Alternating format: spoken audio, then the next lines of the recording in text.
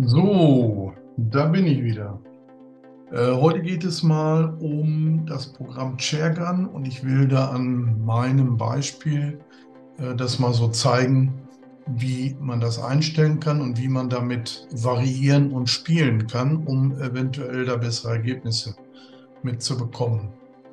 So, da will ich als erstes mal links anfangen. Da könnte man jetzt den da die Datei entsprechend zuordnen. Zum Beispiel bei mir Sidewinder 4,52 H&N Field Target Trophy. Damit hätte man dann die Daten entsprechend zugeordnet. Dann geht man her und sucht sich das entsprechende Hawk Scope aus, was man auf dem Gewehr montiert hat. Das ist hier die augenblicklichen Scopes. Das wäre meins, das Sidewinder 8 bis 32 mal 56, Half Mil Dot. Wäre dieses anzuwählen. Das habe ich natürlich hier schon angewählt. Man sieht hier 32-fache Vergrößerung. So, dann kann man sich noch das Reticle auswählen, was man in seinem Scope verbaut hat, das Mil Dot, der dann bei hier 20-fach Half Mil Dot bei mir. Ja, so, dann kann man noch die Einblendungen auswählen, die hier angezeigt werden, zum Beispiel die Killzone und Laserlinie, die Klicks, Mil-Dots oder Mil-Radianz, und dann würde das hier alles angezeigt und sich verändern. Ich kann jetzt mal hier auf Mil-Dots gehen, man sieht dann hier die deutlich gröbere Auflistung bei Mil-Radianz. Klicks habe ich natürlich dann auch die feinere Justierung und kann damit auch genauer einstellen. So, dann muss ich natürlich meine Geschwindigkeit eingeben, meine Mündungsgeschwindigkeit. Die muss ich ermitteln. Dann die Sichthöhe oder die Scopehöhe, besser gesagt. Das hatte ich auch schon mal in einem anderen Video aufgeführt, und zwar ist dann quasi das halbe Scope und der halbe Lauf plus die Differenz dazwischen ergibt dann die Sichthöhe, also wo meine Sichthöhe ist gegenüber also Mitte Scope gegenüber Mitte Lauf. Ja, dann kann ich hier noch die Killzone einstellen. Man sieht jetzt, wenn man hier die blaue Zone sieht, wie sie sich erhöht. Wenn ich jetzt zum Beispiel auf 2 cm gehe, dann hätte ich jetzt also aus meiner 1 cm nach oben und 1 cm nach unten, wäre dann also 2 cm Killzone, wenn ich den hier in der Mitte ansetze. Ich mache mal wieder auf 1,5, weil da doch ja bis 15 Meter, soweit ich weiß, 1,5 sind. Dann kann man hier vielleicht danach nochmal vergrößern, wenn man das sehen möchte. Dann kann man hier ganz rechts die Windprofile einstellen. Wenn ich jetzt mit Seitenwind die Klicks ermitteln möchte, kann ich hier die verschiedenen Meterzahlen einstellen und dementsprechende Windgeschwindigkeit und den Winkel. Das macht natürlich in unserem kleinen Bereich nur Sinn für vielleicht 1 oder 2 Entfernungen einzustellen und dementsprechend 90 Grad und 45 Grad die Klicks zu ermitteln. Das würde sonst den Rahmen sprengen. Hier kann ich die Lufttemperatur einstellen. Das ist dann die normale Seehöhe. Die stellt sich dann automatisch ein. Oder ich kann eine Umgebung einstellen, wo ich mich gerade drin befinde und habe die gemessen. So wäre die Standardeinstellung. Okay, so, dann kann ich hier in der Ballistik-Tabelle einmal nur den Graph anzeigen oder nur die Tabelle oder beides und kann hier die Einstellung, also rechte Mausklick, die Einstellung, ich muss sie mal vom anderen Bildschirm rüberholen, die Einstellung, die ich sehen möchte, anwählen. Also hier habe ich jetzt sehr viele Einstellungen. Wenn ich jetzt zum Beispiel Moa nicht habe, den Windeintrag nicht, die Geschwindigkeit möchte ich nicht wissen, den Einschlagzeit auch nicht, Laser auch nicht, Energie auch nicht, Momentum, dann würde ich das so schließen und dann hätte ich hier nur eine kleine Tabelle, wie ich sie brauche. In Zentimeter, Dot und Klicks. So, diese Tabelle kann ich natürlich mit Rechtsmaus auch abspeichern, auch drucken. So, dann wäre noch interessant hier unten die Einstellung. Da kann ich mir jetzt verschiedene Ansichten aufrufen, wo ich zum Beispiel mit meinem eingestellten Reticle die entsprechenden Meterzahlen habe und könnte mir da auch das ausdrucken. Oder das nächste in der Scope Cap, da kann ich hier auch meinen Durchmesser angeben von meinem kleinen Deckel, den ich dann vielleicht habe. Und dann wird das entsprechend kleiner und könnte ich auf meinen Deckel am Scope direkt draufkleben. Dann gibt es noch den Rangefinder und so kann man sich dann, wenn man die direkte Entfernung eingeben möchte, also zum Beispiel, mein Ziel ist jetzt irgendwo bei 21 Meter und dann kann ich mir das hier auch direkt anzeigen lassen, wie das dann aussieht. Und das Reticle kann ich auch nochmal anzeigen lassen. So, das sind die Möglichkeiten, da kann ich also auch noch mitspielen. Dann habe ich hier in der Toolbox noch einige Sachen, die ich zum Beispiel hier Drucklufteffizienz kann ich ermitteln. Hier kann ich meinen Single Zero einstellen, sodass er dann hier liegt in der Mitte der Killzone. Range Cards kann ich mir auch noch bauen, indem ich zum Beispiel Point of Impact anklicke oder Moa, Mills oder Klicks und kann dann hier so eine Tabelle erstellen. Ich kann mir die Größe der Tabelle auch noch hier einstellen, wie groß sie sein soll. Und dann habe ich alle wichtigen Informationen hier unten, da oben, für diesen Zustand. In Range vielleicht Nummer 8 versuchen. Ich weiß gar nicht, ob das geht. Ja, macht er auch. Step geht unter 1 Meter, geht nicht. Das habe ich schon probiert. Und hier oben könnte man vielleicht auch mal 30 Meter nehmen. Dann liege ich da auch. Ja, das sind erstmal so die wichtigsten Funktionen, die ich hiermit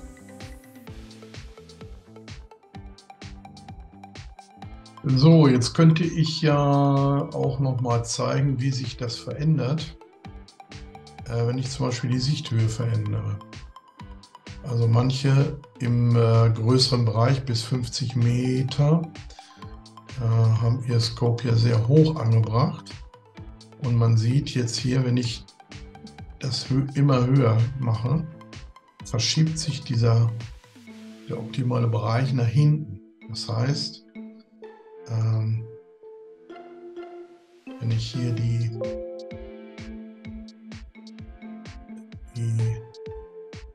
das Range-Ende auch dementsprechend anpasse auf 50 Meter, dann sehe ich, wie sich hierdurch der Bereich nach hinten verschiebt und dadurch der Nullpunkt auch verschoben wird. Und der Nullpunkt wäre jetzt hier dann ungefähr bei 23 und nicht mehr bei 18. Und dadurch habe ich eine Ausgewogenheit, je weiter ich schießen muss. Und dafür kann man dieses Spielchen mal machen und mal testen. Jetzt fahre ich wieder runter.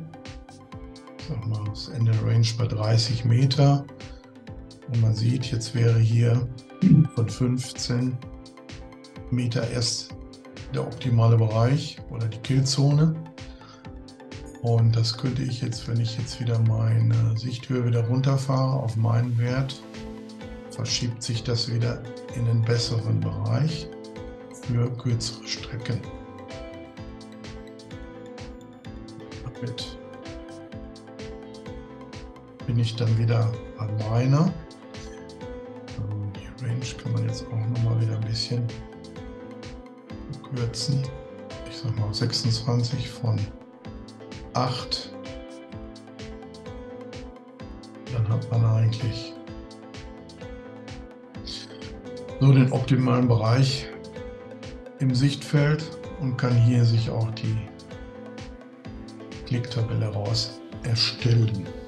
So, was wollte ich noch dazu sagen? Man sieht hier jetzt auch die optimale Zone. Hier ist die Zero-Zone von 17 bis 19, also auf 18 jetzt eingestellt hier oben, wo ich sowieso auf dem Nullpunkt liege. Und dann ist dieser Bereich immer noch in der Killzone und dahinter auch, die ja hier 0,75 nach oben und 0,75 nach unten ist. Das bedeutet, in diesem Bereich sind nur wenige Klicks, man sieht es ja. Und hier kann man jetzt mal sehen, wie viel Millimeter das nur sind. Also aus dem idealen Bereich bin ich hier 1,7 Millimeter, 3 Millimeter, 4,7 Millimeter und 7 Millimeter. Dann komme ich erst aus der Killzone raus, die ja bei 0,75 liegt. Also bis 12 Meter treffe ich, wenn ich absolut ruhig halte, immer noch die Killzone. Und nach oben raus ist es bei 24 Meter ungefähr. So, dann treffe ich natürlich schon den Rand der Killzone. Zumindest unter 15 Meter. Darüber ist die Killzone ja auch 20 Millimeter. Da bleibt es auch wieder im Rahmen. Und so kann ich dann natürlich mitspielen und sagen, bis wohin ist denn mein grüner Bereich, zum Beispiel bis hier, wo ich sage, da brauche ich nichts verändern. Und hier hinten entsprechend auch. Und dann könnte ich zum Beispiel erst anfangen zu klicken und wie hier vorne auch, um dementsprechend einen Treffer zu erzielen. So, dann wäre noch wichtig oder tolle Funktion, aber da könnt ihr ja selber mal stöbern, was es hier noch so alles gibt. Eine tolle Funktion Scope Tape. Das wäre dann für die Türme zur Beschriftung, kann man hier auch das dementsprechend ausdrucken, speichern, farblich verändern und einstellen. Also so sähe dann das Band aus, was ich dann um den Turm rumwickle und habe hier dann dementsprechend meine Zahlen. Kann hier natürlich die Farben verändern, wie ich das will. Und die Steps einstellen, die Knopfhöhe. Der Durchmesser, den muss ich natürlich genau messen, dass hier Anfang und Ende wieder aneinander stoßen. 49, 49, 15, 15, so dass ich dann, wenn ich rumdrehe, auch wirklich den idealen Wert habe. Dann die Klicks kann ich hier einstellen. Wie viele eine Umdrehung, wie viele Klicks hat die? Und wie viele Umdrehungen hat der ganze Turm? Meine hat auch 3 Umdrehungen, die dann auch nochmal angezeigt werden. Textgröße kann ich auch nochmal ein bisschen anpassen. Man sieht hier, wie sich das hier verändert, um entsprechend da lesen zu können. Ja, dann kann man das so ein bisschen mal probieren. Also eins hatte ich hier eben noch vergessen, und zwar Projektile kann ich mir auch noch aussuchen. Kann die Datenbank auch aktualisieren. Das mache ich hier hinten über die Toolbox Update. Jetzt wähle ich unsere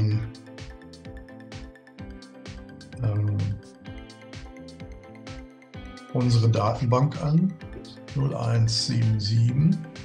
So, und jetzt kann ich hier die unterschiedlichen, da ist das Kaliber, den unterschiedlichen Namen der gespeicherten Pellets eingeben. Da sind dann die richtigen BC-Werte und das richtige Gewicht gespeichert, so dass es dann dementsprechend optimal eingestellt ist. Hier wäre jetzt zum Beispiel HNN Field Target Trophy. Füge ich hinzu. Nee.